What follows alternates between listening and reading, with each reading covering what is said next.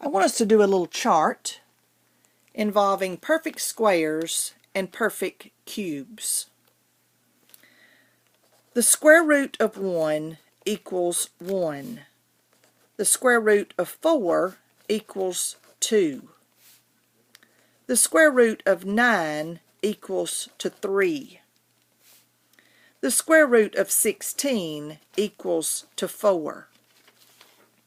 The square root of 25 equals to 5. The square root of 36 equals to 6.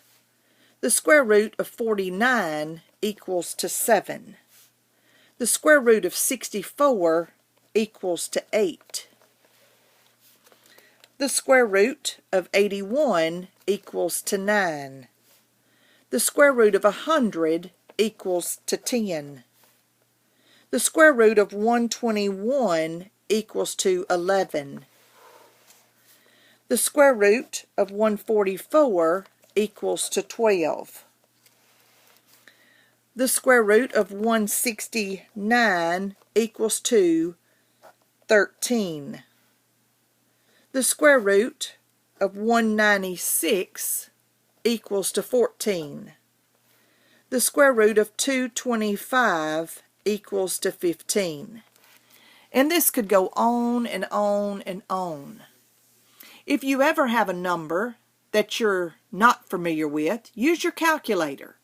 You should see a square root button on your calculator. So work with your calculator so that you know exactly how to put it in so that you can take the square root of a number. Next, let's talk about perfect cubes. The cube root of 1 equals to 1. The cube root of 8 equals to 2. The cube root of 27 equals to 3. The cube root of 64 equals to 4.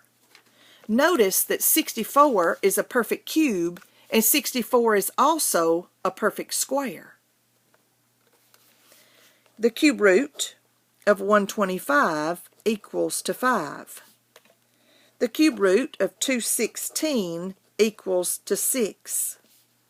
The cube root of 343 equals to 7. The cube root of 512 equals to 8. The cube root of 729 equals to 9. And the cube root of 1,000